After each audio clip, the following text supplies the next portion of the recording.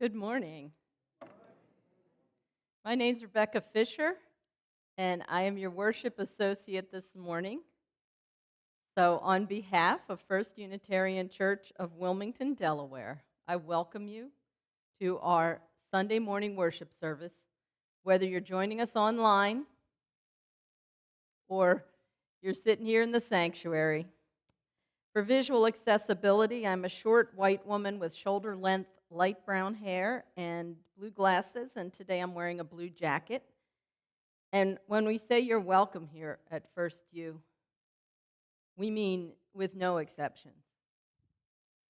Please consider this our invitation to arrive here as your whole self, with all your identities, your thoughts, your emotions, your story, and your love, and no matter where you are on your spiritual journey.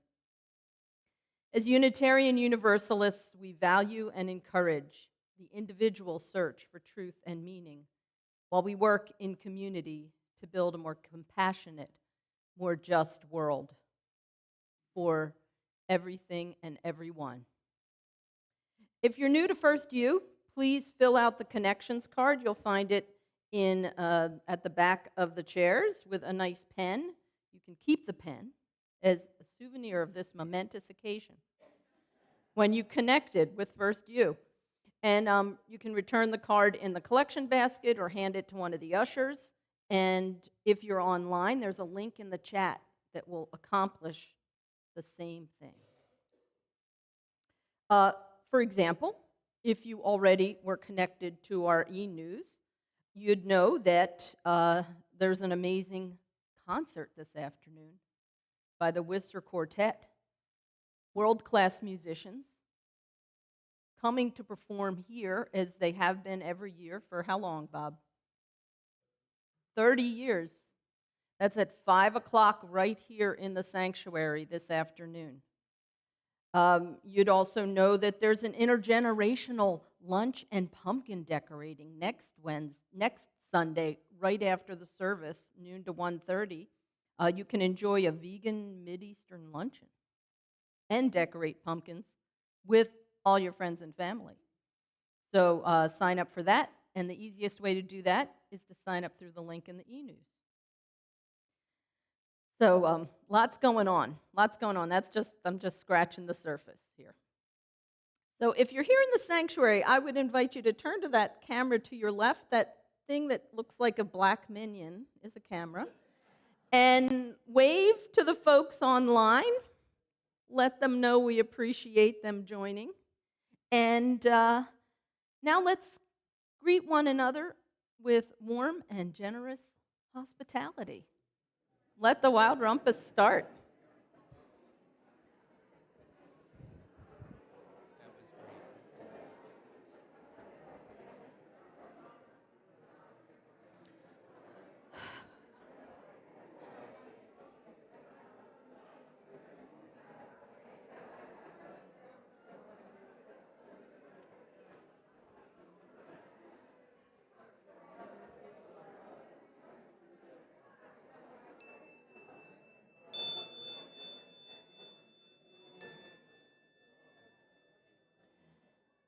He loves me, he is gone. Doesn't that sound like Gilbert and Sullivan? Okay.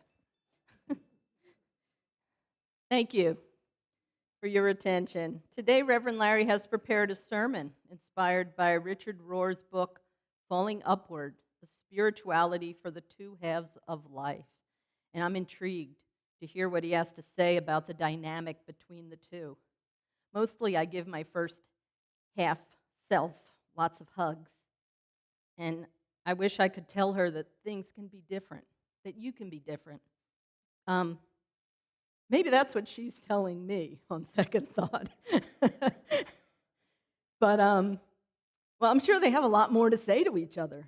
So I'm interested in hearing about it. We have Linda Henderson playing piano for the service this morning, and Richard Speck will be our hymn leader. So those are the folks you're going to see up here this morning. And now let us prepare our hearts and minds for worship.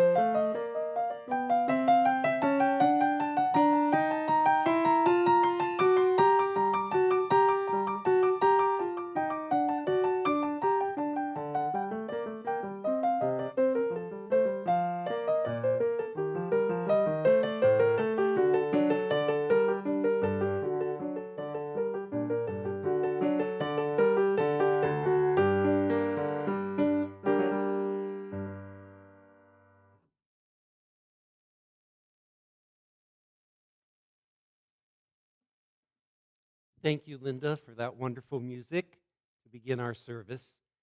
Today, our call to worship will be an antiphonal call to worship. You'll see words up there shortly, and I'll give you some instructions. But let me first of all say I'm the Reverend Larry Piers, minister here at the First Unitarian Church of Wilmington. Lucky me. And for visual accessibility, I'm 6 feet tall, grayish hair, and today I'm wearing a reddish purple stole that a friend of mine, the Reverend Patricia Hayes, made. And sometimes she tunes into these services or watches them later, so I'm giving her a shout out. It's beautiful. Yeah.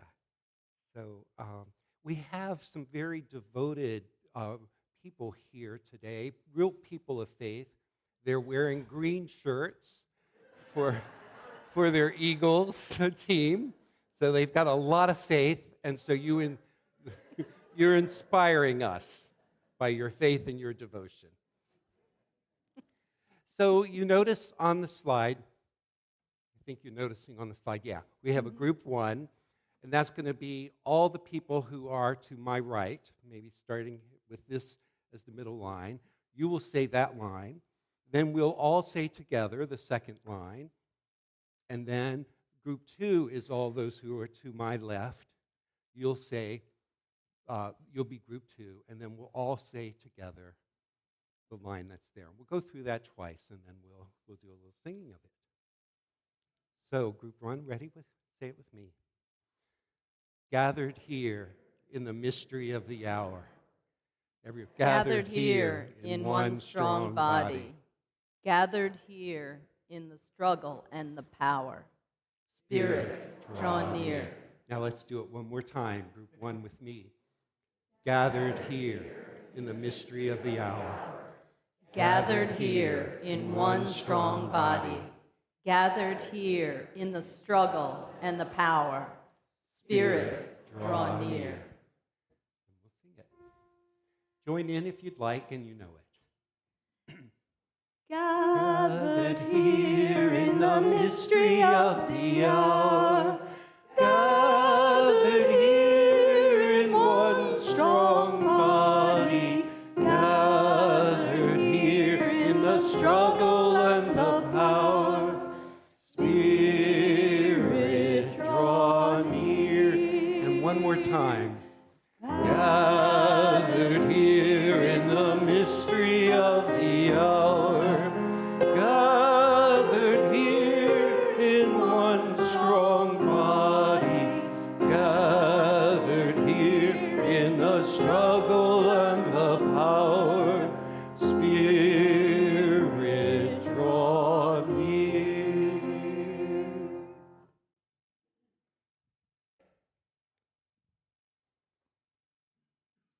If you have a chalice at home, I invite you to join us by lighting it.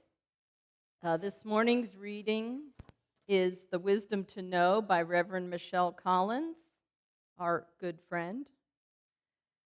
We light this chalice as we learn to hold both tenderness and strength. May this flame illuminate the wisdom to know when compassion calls us to offer comfort and when it demands courageous action.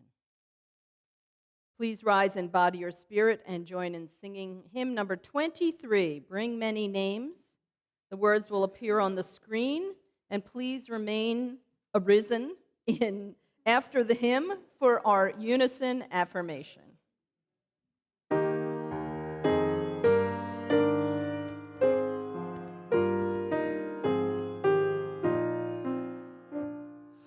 Bring many names, beautiful and good, celebrate in parable and story, holiness in glory, living, loving God, hail and Hosanna, bring many names, bring darking night and day, planning all the wonders of creation, setting each equation, genius at play. Hail and Hosanna, strong Mother God, warm Father God,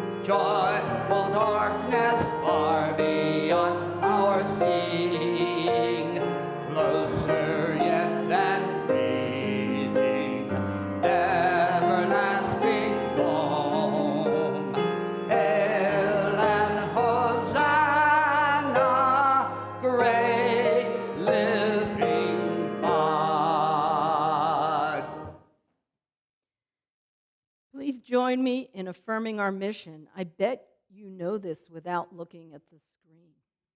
So I challenge you to try that. And this is a big vision, this mission. So I'd invite you to really think about what it would mean to live these words every moment of your life. First Unitarian Church of Wilmington is a beloved community that nourishes minds and spirits, fights injustice, and transforms the world through loving action.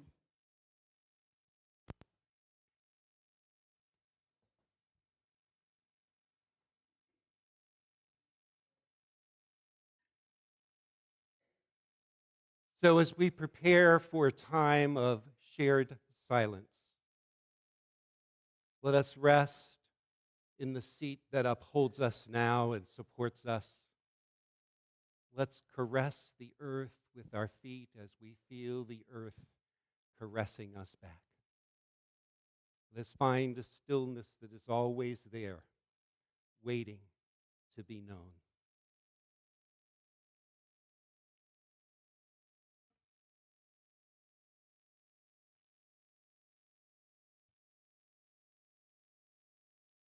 Take a moment to listen to the inner yearnings and concerns of our heart for those we love and those we care about, including ourselves, as we enter now a time of shared silence that will conclude with the ringing of the bell.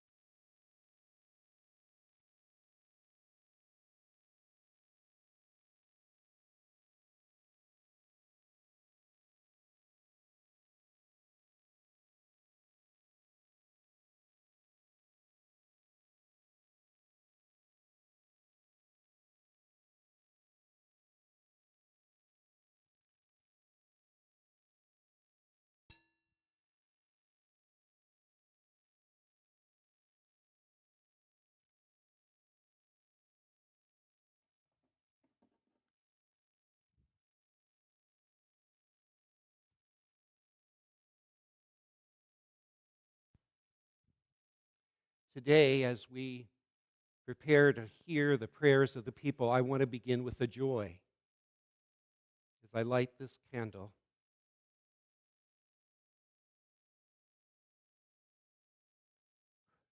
to represent the fact that close to 7 million people who love our country, who care about democracy, who care about the inherent dignity and worthiness of each person, joined in cities, big and small, across 50 states of this country, to express their care and their joy for what it is that we can create together. As Unitarian Universalists, we have often affirmed and promoted the inherent worth and dignity of every person. So many of us were propelled to join with others to give expression to that principle. As Unitarian Universalists, we also have declared to affirm and to promote the democratic process in our own congregations and in the wider society. So we are aligned with those who raised their voices yesterday out of love and care for this country. What a great joy.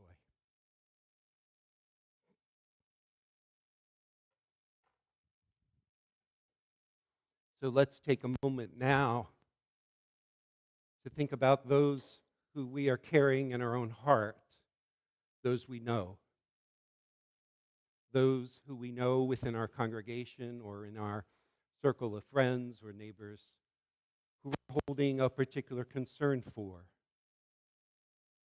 who we want to surround with love and with healing and compassion. So take a moment and attend to who it is that you're holding in your heart today. And in a moment, if you feel so moved, you can name those in this room as we move through the room. But first, let's pause and think about who it is that we're holding in our heart today, that we know, that we care about, including ourselves.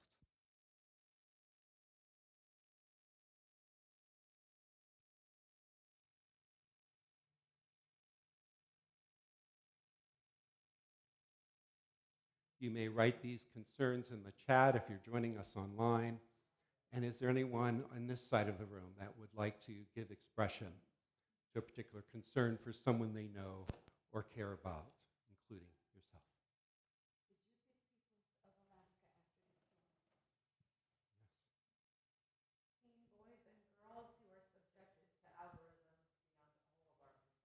Mm.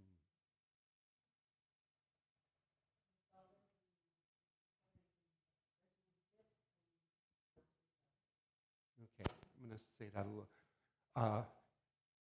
Becky's father, who broke his hip and is also recovering from COVID.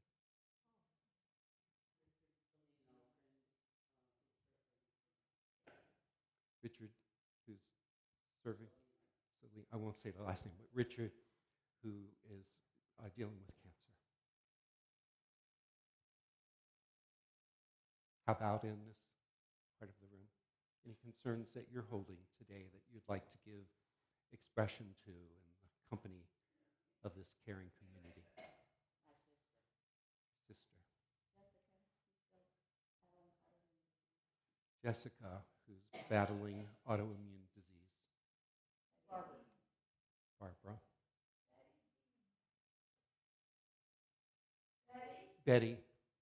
Okay. Sister-in-law Joyce. Niece Mary.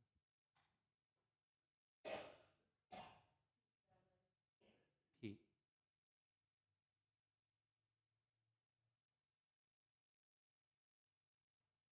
How about in this part of the room?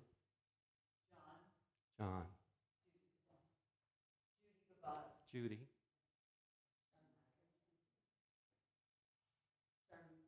Sharmika. Jerry and Marilyn. All of the kids. Let's open our heart wide for all of your kids. Okay. Who else?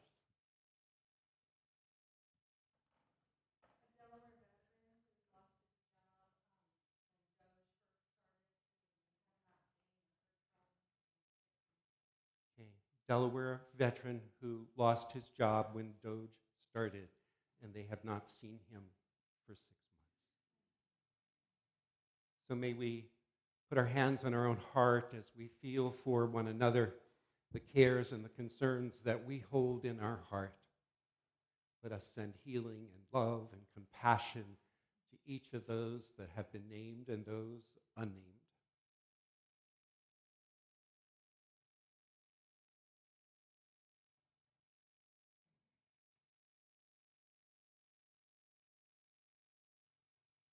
Let's make space for hearing just a few joys. I know there's probably lots of joys, but maybe we can hear a few joys in this room. Do you have a joy that you'd like to share?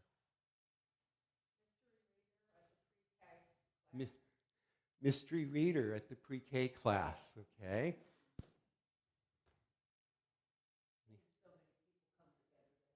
Seeing so many people coming together yesterday for the No Kings demonstration. Safely participating. This beautiful fall day. He went like this when he said it, so let's do that. This beautiful fall day. Okay. Any other joys? Michael is camping with Cub Scouts.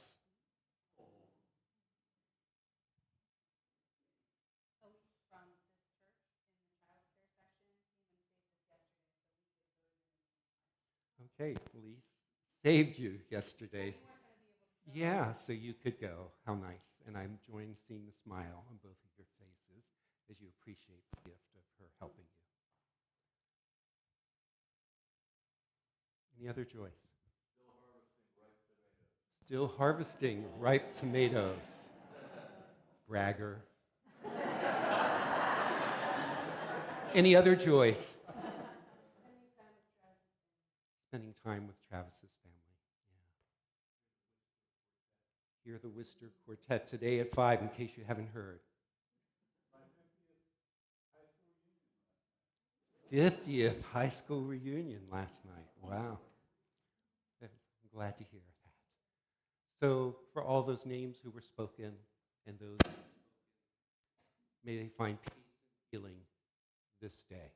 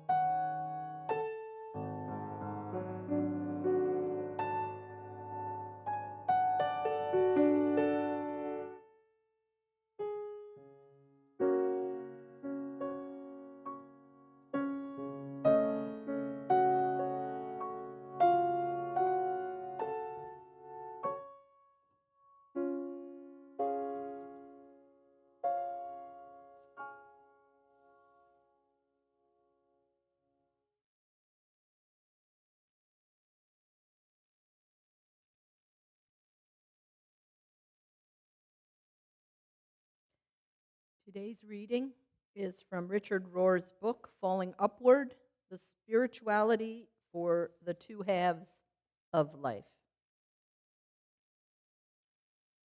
The task of the first half of life is to create a proper container from one's life and answer the first essential questions. What makes me significant? How can I support myself? And who will go with me? The task of the second half of life is quite simply to find the actual contents that this container was meant to hold and deliver. As Mary Oliver put it, what is it you plan to do with your one wild and precious life? In other words, the container is not an end in itself, but exists for the sake of our deeper and fullest life, which we largely do not know about ourselves.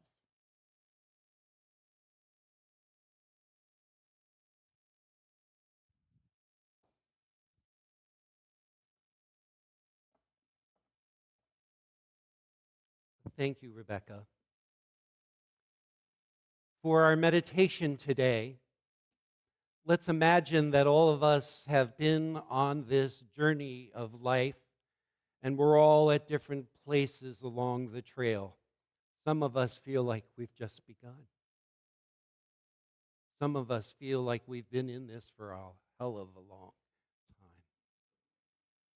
Some of us see some milestones, some important milestones up ahead, and others of us are squinting to see that finish line, or not squinting to see that finish line.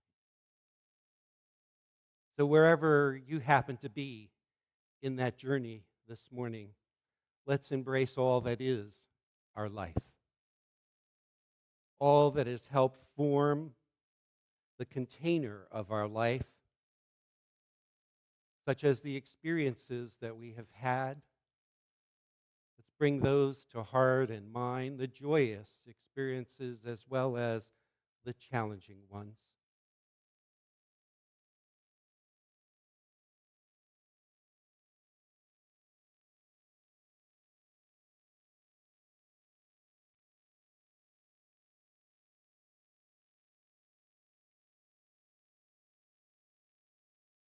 Let's bring to heart and mind all the people that have accompanied us along the way. The people who have supported us and the people who have caused growth, maybe even suffering in our lives, and hold them too as part of the fabric of who we are and have become.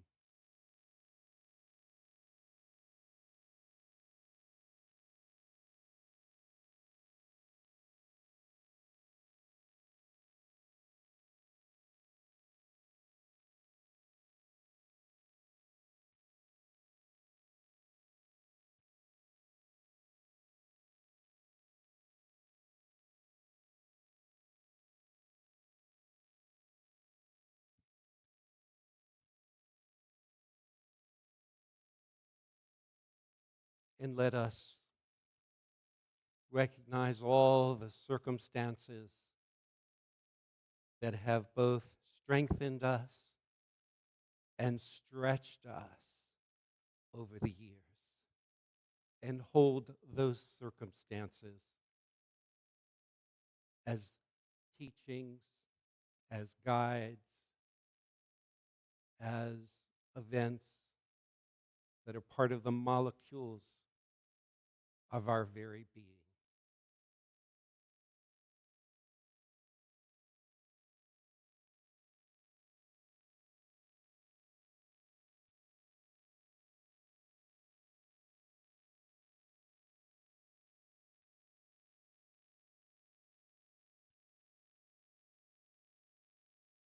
Experiences, people, and circumstances have accompanied us on this journey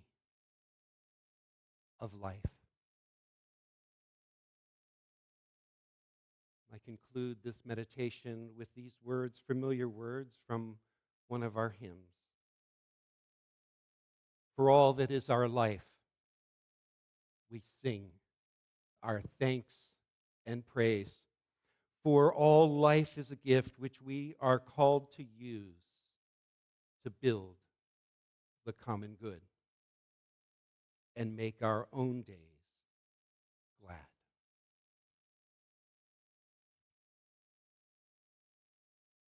So may it be. Amen.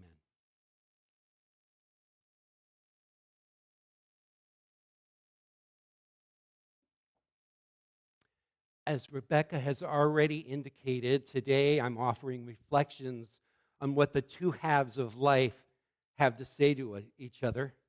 And this is part of a series of reflections I'm offering throughout this year to deepen our understanding of the personal and spiritual tasks of each generation.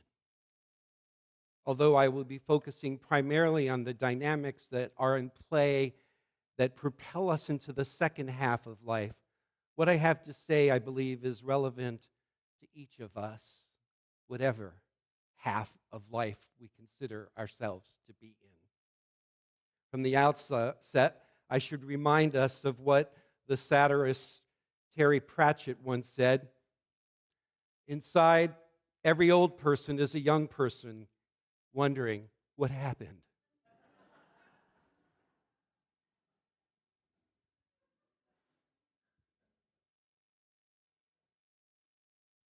Also, I want to say from the outset that we don't need to think of the two halves of life literally. In reality, there's not an exact proportion, as if we have this halftime show somewhere along the way, and then we can say with certainty thereafter that I know the game is half over, so let me get on to the second half. It doesn't work like that. Richard Rohr, who I've turned to for some wisdom today, clarifies it even a little further. He writes, "When I state that you will enter the second half of life, I don't mean it in a strictly chronological way.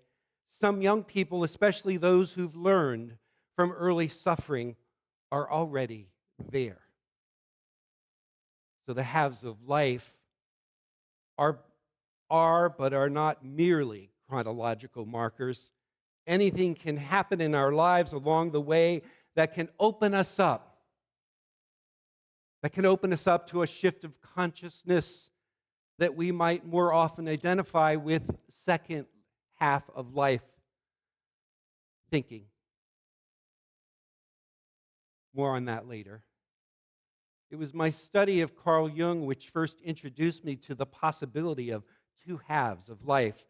The analyst Carl Jung asserts that this shift of consciousness occurs in this way. In his intriguing statement, we cannot live the afternoon of life according to the program of life's morning, for what was great in the morning will be little at evening, and what in the morning was true will at evening have become a lie. I'll let that sink in a little bit. Maybe I should read it once more. I only know that because of some perplexing faces that I'm looking at right now. We cannot live the afternoon of life according to the program of life's morning.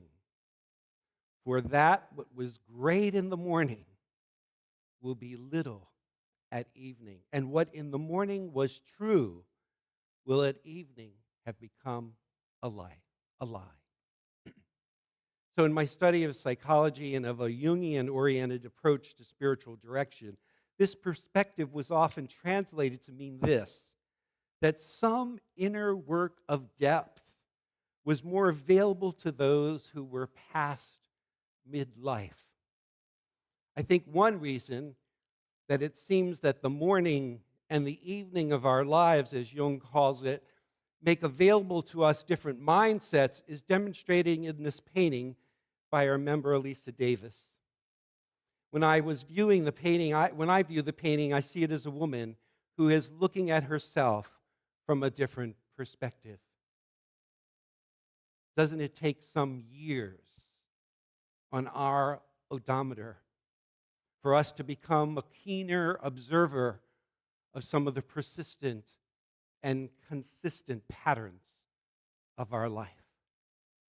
Not that this capacity to more keenly observe ourselves can't happen in the so-called first half of life.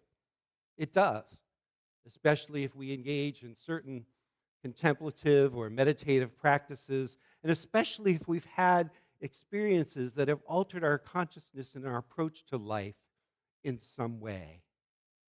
At whatever age, at certain points, we can, as the woman in this painting, see ourselves as if from the outside in and ask ourselves distinctly different questions about what we are observing.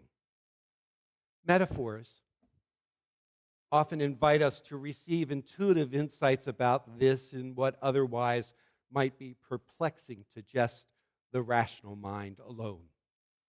We heard one metaphor to explain the difference between the so-called first and second half of life in the reading from Richard Rohr's book, Falling Upward, that Rebecca offered this morning.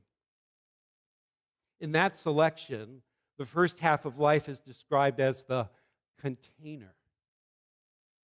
This conveys that the first half of life is often the time in our life in which we are focusing on forming the container of who we are, who we love, and what we do, to aim our life towards some external, familial, or cultural image of success. We can spend an inordinate amount of time in our lives continuing to shape the container, reforming the container, remodeling the container, to project ourselves and to others our usefulness, our worthiness, and our likability. But eventually, life calls us to something more than that. Our culture promotes this self-obsession with our ego, our persona, our identity, in ways that can easily mean that it is hard to detach from those, since we come to believe that these representations of who we are actually who we are. So a simple Zen Buddhist teaching might help to make this point. In Zen practice, there's often the famous koan, or riddle, to reflect upon that poses this question: who is the self you were before you were born?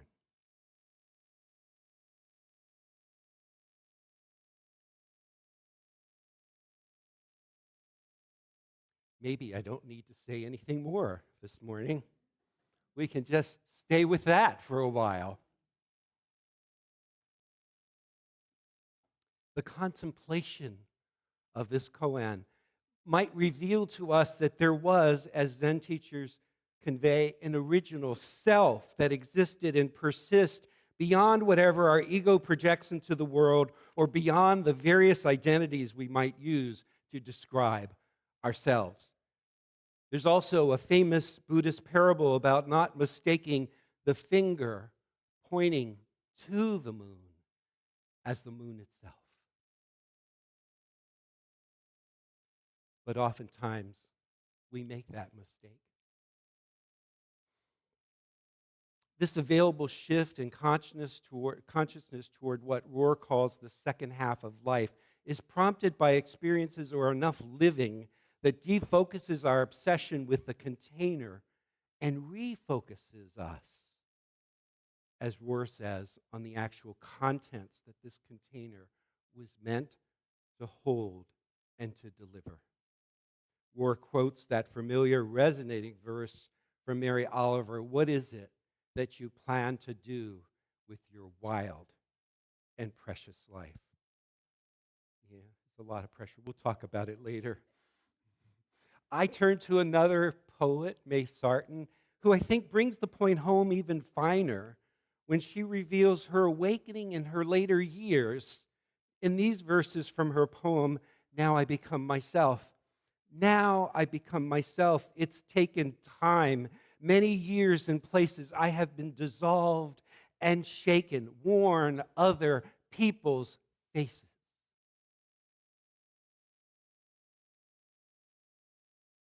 Rohr uses another metaphor to make this distinction between the first half and the second half of life that comes from his Christian tradition. He writes, "The second half of life can hold some new wine, because by then there should be some strong wineskins, some tested ways of holding our lives together. But that normally means," he adds, "that the container itself has to stretch, die in its present form, or even replace itself with something better." The point is that we cannot make a direct, non-stop flight to the second half of life without going through the necessary tasks of the first half of life. And if I can dare to stretch this metaphor just a little bit more, this analogy just a little further, I would add we can't get from this shift of consciousness that happens between the first and second half of life without some kind of layover, a trip delay, or even rerouting. You get what I'm saying here? Say yes or no. Okay. Usually, there is some disorientation, some disorganization that brings about the shift, and it is not necessarily something that we bring about on our own. I'll say it as politely as I can. Stuff happens, or shifts happen. Can't tell you how many times I had to practice enunciating before saying that today. When stuff happens, when shifts happen, and then we find ourselves viewing our life in some very new or different way. The shift of consciousness could be prompted by any number of circumstances in our life: the loss of a job, the loss of a relationship, the loss of a sense of direction, an illness, or when we find that which was once satisfying and appealing to us no longer is. It's at that juncture that we yearn for some new wine in these wineskins that we are, and that we have spent so much time constructing. It is how we respond to this shift that happens, said it right, that makes all the difference, particularly in a culture that for the most part is oriented more towards reinforcing the first half of life's tasks and mindsets around accomplishment, around image, around ego, and a culture particularly who has institutions that don't necessarily provide the holding environment for the maturity needed to take us beyond our over-identification with our persona, our labels, or our ego, or our achievements. Now, those of you who have gone through or are approaching retirement have some inkling of this experience of letting go of the well-honed container. We ask ourselves, now what? Anyone ask themselves that? We might then also ask ourselves, who am I if I am not the teacher, the accountant, the administrator, the counselor, or even the preacher? Yet the perennial wisdom that is transmitted to us through mythology and literature and religious stories is that something does seem to happen at the point in the middle of our lives, sooner or later, that shifts how we go about living life in some way. The dividing line, though not merely chronological, does define a before and an after. And in between the before and the after is that liminal space where much of the deeper inner work, the bigger questions, are asked explicitly or implicitly, if at all. Dante expressed it this way: in the middle of our life's journey, I found myself in a dark wood. Odysseus takes a journey that proves his prowess and capacity, and then when he eventually returns home, he discovers that there is still another journey he must take with a different emphasis, a different task than that of just proving himself. The Buddha leaves home and searches for release from the endless cycle of suffering he's discovered through all the means available to him, such as extreme asceticism or long meditations, until at long last he surrenders and discovers an enlightenment that he could not have imagined, that he himself could not bring about through his own striving, could not bring about without at first surrendering. Jesus goes into a desert for 40 days to face a specific series of temptations, only to emerge released from the hold of ego and power. Only then, as the story goes, is he propelled into a healing and teaching ministry that provided a distinct, even seemingly divine character to all who came into his presence. Religions and mythologies, therefore, have often conveyed to us the perennial wisdom that there are thresholds that we might have to cross in life where the after looks very different than the before. Have you crossed any of those thresholds ever? What would be an example of one of those? Tell your closest friends we're listening. Anyone have a quick example of one? Yes. Divorce. Yeah. Birth of a child. Death of parents.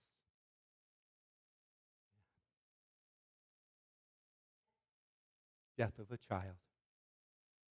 To those who have yet been initiated into this dividing line, or to those who might still be in that liminal period between this and that right now, this may seem vague. This may seem obscure or idealistic or esoteric, but when it happens, we know it. We often resist approaching the threshold since making the shift often involves loss or failure.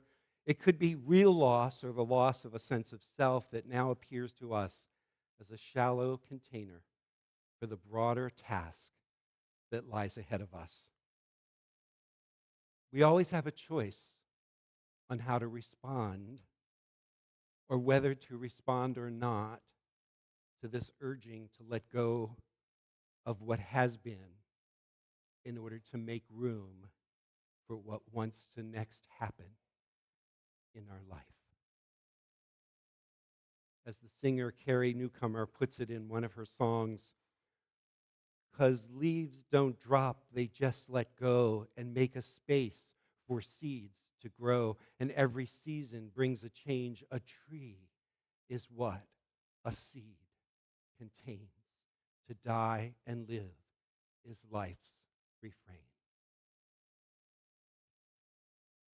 We have a choice on what level of personal and spiritual depth we want to go through in order to avail ourselves to the spiritual heights that might be beckoning us at the edge.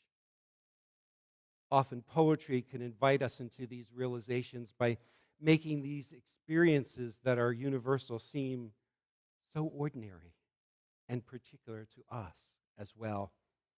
Mary Oliver offers these lines in her poem Messenger, which seems to be her awakening to her second half of life experiences. She writes, "Are my boots old? Is my coat torn? Am I no longer young and still not half perfect? Let me keep my mind on what matters, which is my work, which is mostly standing still and learning to be astonished."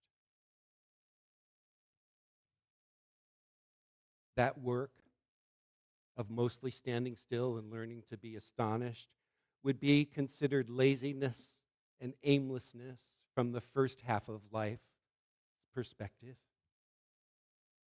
most often. However, in the second half of life, it may be just what is needed for us to grow our soul. In fact, it may be just what is needed at any stage of life we happen to be in. The awakening to the task of the second half of life can indeed be quite ordinary. Spiritual teacher Mirabai Starr describes her own version of this awakening recently in this way. Lately, I've been musing on my slow slide into elderhood.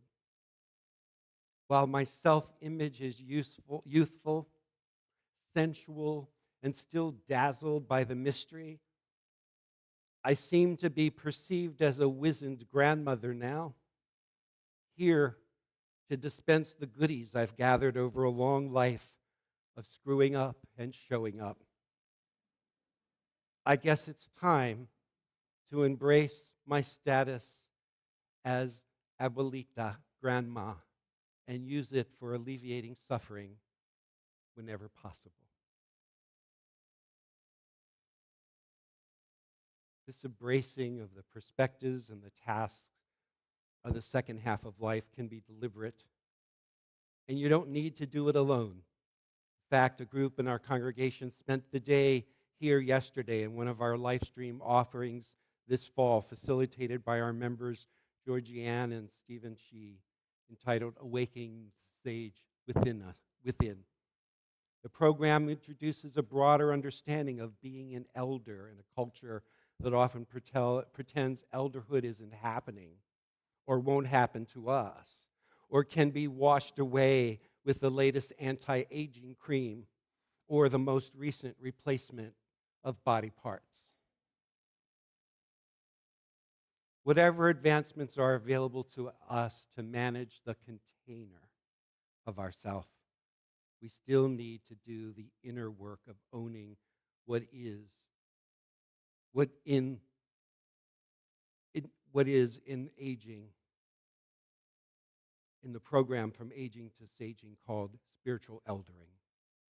So whatever our stage of life or age of life, we must find ways to connect with the wisdom and the perspective of the sages within us and the sages among us.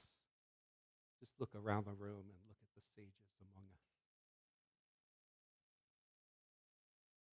Find a way to connect with some of those sages in the weeks ahead.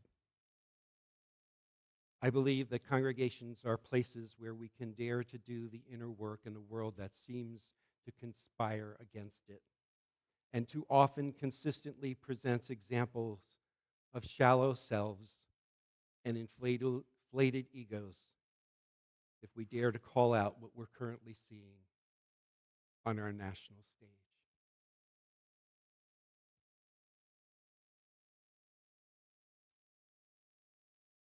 So I'll stop there.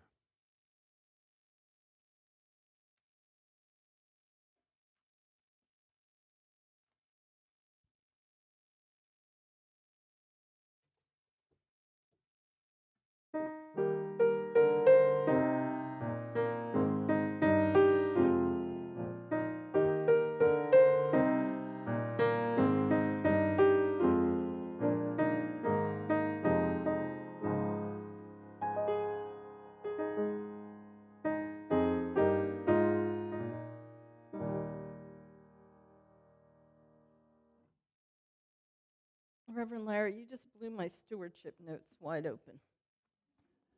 Because now I want to say something that I didn't write out ahead of time. But first, I'd like to thank Linda for her always sensitive and beautiful music, and Richard for leading us in song.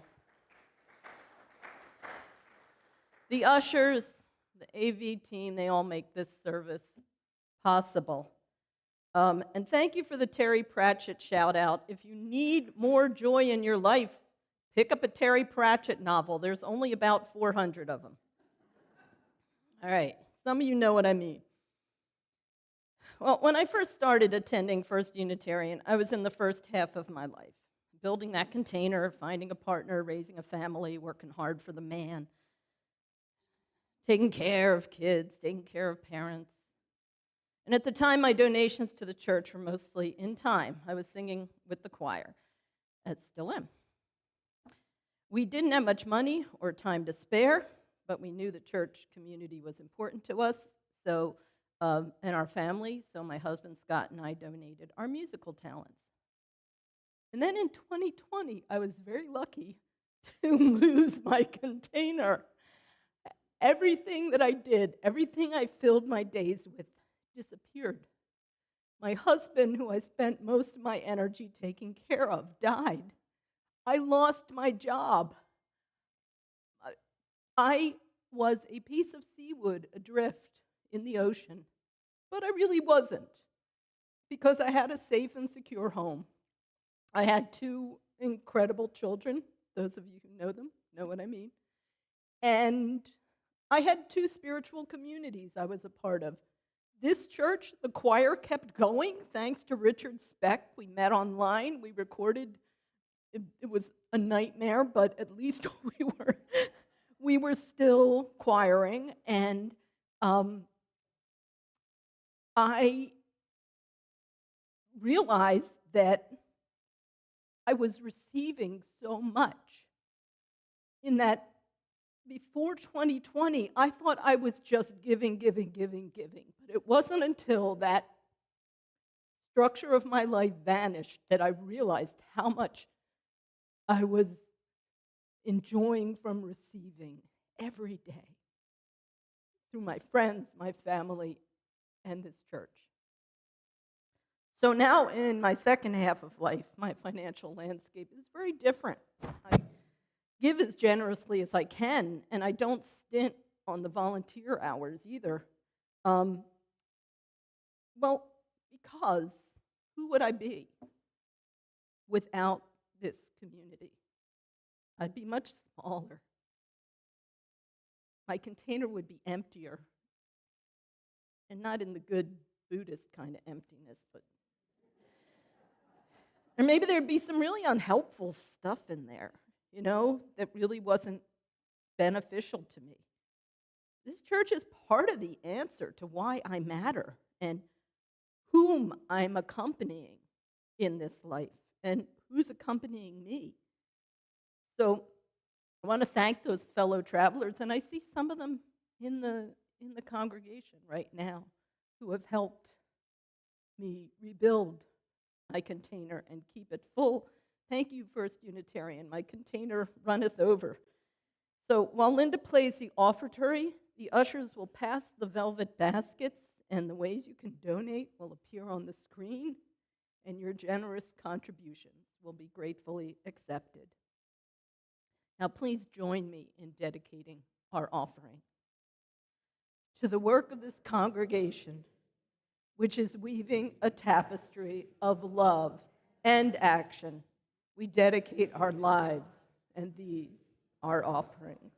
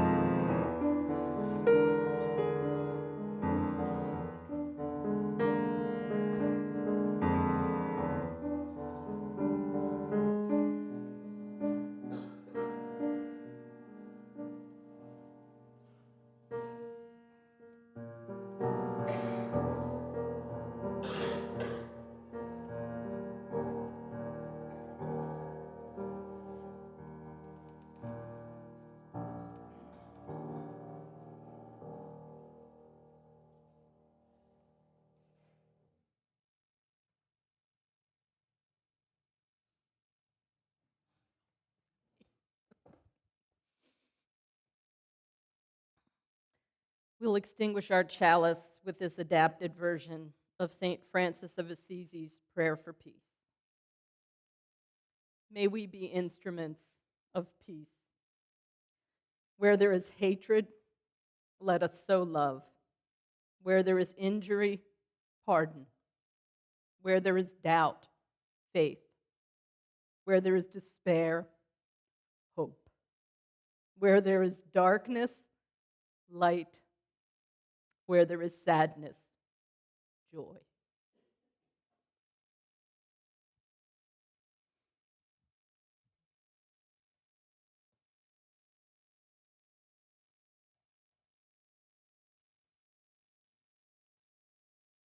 You hear me? Okay.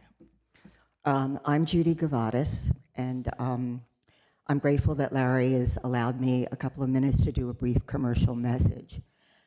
But before I do that, I want to thank both Larry and Rebecca for her honesty this morning, because I too am a person who has been saved, quite literally, by and actually by this community through divorce, the death of a child, cancer, and most recently an ability to have trouble with paying for cancer treatment. And members of this church have called me and privately offered to help me pay when I don't have the money to pay for it. So in a world where we're told that money is everything, it isn't. What is everything is our love and commitment to each other. So thank you isn't enough. So I am here also in the spirit of commending this congregation for the work that we all did in the spirit of bringing goodness and mercy to everyone and honoring the interdependent life of all of us through passage of the medical aid and dying bill this year. And so next Saturday, October 25th, at Theater N, there is a documentary coming to town. It's called The Other Side. The documentary was shown last spring at the South by Southwest Film Festival, where it won honors. It is the story of an incredible woman, Linda, who allowed the documentary filmmakers to follow her and her family and friends as she used the law to have the death, the loving kindness and compassionate death she wanted. And in the course of this, Compassion and Choices was the group that helped us organize. They give to this church an incredible amount of the credit for our letters, our emails, our calls, our advocacy. We made the difference. So I hope that you will come to see this documentary, because it affirms every single one of our principles and practices. And you will see a woman who truly gave her life and her love to make life better for other people. And I was fortunate enough that when the documentarians wanted to talk to someone who was still alive doing the work, they came and interviewed me for background information about, other things they needed to see about the film. And I will tell you that these two young people are extraordinary. They are telling the truth as they see it. They want to be honest, and this is just absolutely a great movie for your heart and for your spirit, and it affirms everything we believe in. I hope you'll come.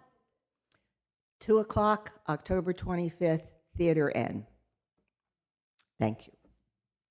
Thank you.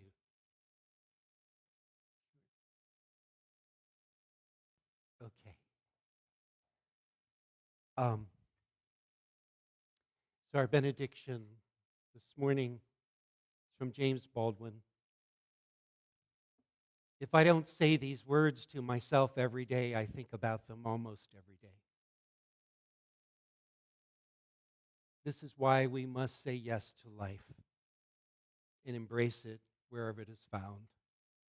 For nothing is fixed forever, and forever and ever it is not fixed. The earth is always shifting. The light is always changing. The sea does not cease to grind down rock. Generations do not cease to be born, and we are responsible to them because we are the only witnesses they have. Our closing hymn is number 23 in the gray hymnal. Number 6, I'm sorry, in the gray hymnal, Just as Long as I Have Breath. She's decided not to do